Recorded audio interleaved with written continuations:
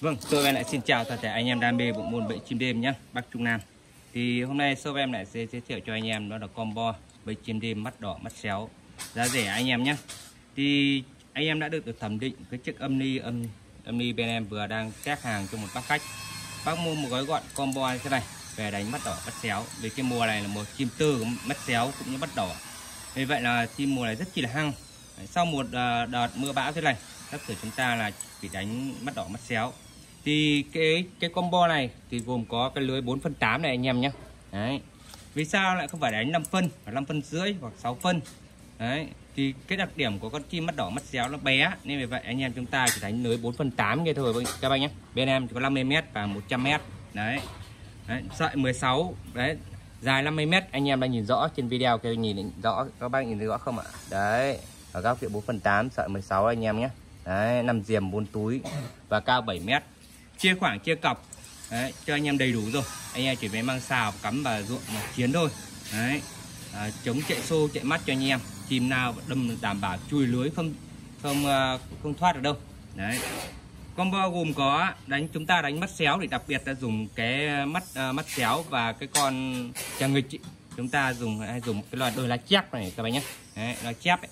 Thì cái tiếng rít của nó sẽ trong hơn và cái chim tơ mùa này nó máu chiến hơn. Nên vậy là anh em đánh cái bằng đôi lá chép tiếng nó tròn và trong và rõ hơn.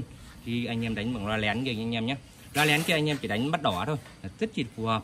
Đấy, mắt đỏ hoặc quốc ta hoặc cúm lúm. Đấy, đây là loa bắt nhôm. Để tăng thêm hiệu quả thì tiếng gọi nó vang vọng xa hơn thì mắt đỏ thì anh em trong zoom ta dùng trên loa bắt nhôm các bạn nhé. Còn anh em vừa được thẩm định đó là một cái gói gọn trong 3 tiếng chim mắt đỏ, mắt xéo và con trà nghịch. Thì cái tiếng này chống móm đặc biệt hiệu quả nhất cho anh em ở cái mùa này. Đấy, anh em vừa đánh được trà nghịch, vừa đánh được mắt xéo, vừa đánh được mắt đỏ. Đây vậy cái tiếng phai này, đấy, sẽ là combo cho anh em đánh một lúc được 3 con chim. Đấy, để tăng thêm hiệu quả chống móm cho anh em và tăng thêm giá trị thu nhập cho anh em nhé. Đấy, còn chiếc âm ly bên em vẫn cung cấp sản xuất đều cho anh em trong mùa chim năm nay, rất chi nhỏ gọn bằng lòng bàn tay này thôi. Anh em ra đồng chỉ cần đút tư quân là ra trên chiến và theo mang một bình ắc quy như thế này. Đây là bình ắc quy ắc quy xe đạp điện cũ anh em nhé. Riêng một cái bình này ắc quy đạp điện cũ này anh em có thể chiến được 4 đến 5 hôm. Đấy, 4-5 tối được thoải mái luôn, bởi vì cái này công suất ăn rất chi nhiều điện. Đấy. Và hiện tại rất nhiều anh em, nhất là các bác chuyên nghiệp đấy, kiếm tiền kiếm gạo ấy, thì mua cái này rất chi là nhiều anh em nhé. Đấy, có đầy đủ chức năng Bluetooth và cắm thẻ trực tiếp và Bluetooth anh em nhé, lách đạp đài đầy đủ cho anh em và các cả cắm USB đây đầy đủ cho anh em. Không khác gì Son 288 và không khác gì Son cũng không khác gì 263B đâu.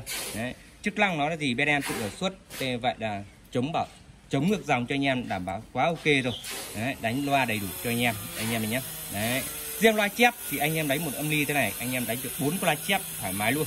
Riêng cái mùa xích sắp đến thì anh em đánh một cái âm ly thế này đánh được 4 loa chép quá bình thường anh em nhé.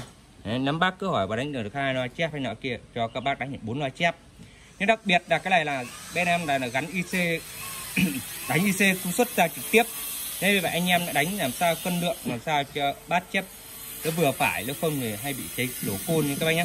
Vì bên em sẽ đánh trực tiếp IC công suất ra luôn, chứ không qua bản nâng cấp, nâng tiếng hay là nâng cái gì đó như kiểu Son hoặc 263B. Đấy, mà bên em sẽ đánh trực tiếp IC công suất ra luôn. Đấy, nên là bảo là cái tiếng ra là ra ăn trực tiếp rất chi là trong và rõ ràng cho anh em các bác nhé. Loa lưới rất chi là nhiều. Đấy, anh em cần lưới vạc, chích ré hoặc mắt đỏ mắt xéo thế này cứ alo vào cho shop. Còn bên shop cung cấp cho anh em chỉ có 50m và 100m thôi.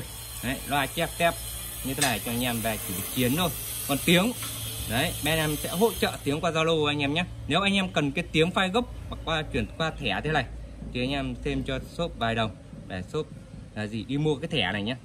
Đấy, nhắm bác cứ bảo khuyến mại cái thẻ này, em xin thưa rằng không ai làm ra cái thẻ này đâu, ngay cả bản thân em chỉ làm cho âm ly thôi, chứ thẻ nhớ này bên em không làm được đâu, mà mua 4GB nó cũng không rẻ đâu các bác nhé. Đấy, em nói rõ luôn cho video. Nếu bác cứ bảo yêu cầu có cả tiếng thẻ này, em xin thưa rằng tiền đâu mà em mua cho các bác tặng hết cái thẻ này, mà thẻ này đắt ngang với cái thẻ âm ly rồi thì tiền đâu mà mua nhiều thẻ tặng cho các bác thế, em đi bỏ tiền để mua đấy. Nên vậy là các bác thêm cho em vài đồng để em mua. Em chỉ khuyến mại tặng tiếng cho các bác thôi. trong video nói rõ nhé. Em chỉ tặng tiếng cho các bác một qua Zalo, đấy là Zalo thì anh em tự về tải. Còn anh em muốn thẻ trực tiếp thẻ tiếng và thẻ thế này, anh em các bác thông cảm cho em vài đồng vào đây nhé, em đi mua thẻ tiếng để ra tặng cho anh em thôi. Chứ còn nếu thật ra lãi lọc trả đâu bao nhiêu, anh em cứ ra ngoài thẻ mua 4GB thẻ mới thế này, ra ngoài quán họ sẽ lời giá bao nhiêu thì anh sẽ biết rõ đấy. Còn thẻ thì đấy, còn loa tiếng đây đầy đủ cho anh em, combo đầy đủ cấu hình cho anh em nhé, chỉ về chinh chiến thôi chứ không phải bỏ một cái gì là âm ly nhỏ gọn công suất lớn, trực tiếp cho anh em đánh rất kia rõ ràng và anh em các bác đã chuẩn bị rồi đấy. Thì cái này anh em về đánh trong mùa gì vạc này, mùa này vạc đang đi này. Thứ hai là cúm rúm con cà đồng ấy, ngoài Bắc con cà đồng ấy, trong Nam cúm rúm cũng đang đi rồi. Và mắt đỏ mắt xéo thì sao, cũng đang đi mạnh rồi anh em nhé. Nhất là chim tơ mùa này đang chuẩn bị di chuyển mùa đông rồi đấy, di chuyển mùa rồi, như vậy là anh em đang chinh chiến rất là nhiều đấy. Còn rẽ run thì em chưa biết tình hình nha, nhưng chắc chắn sắp hết rồi đấy, anh em nhé. Còn 1 tháng nữa thôi chúng ta sẽ hết. Vì vậy là anh em đang chuẩn bị chinh chiến là Tràng Nghịch, mắt đỏ mắt xéo, anh em nhanh tay sở hữu những bộ combo giá rẻ này phù hợp với tiền cho anh em nhé. Đấy.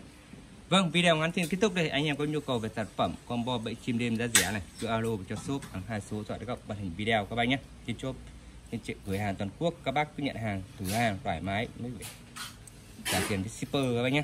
Xin chào các bác ở những video tiếp theo.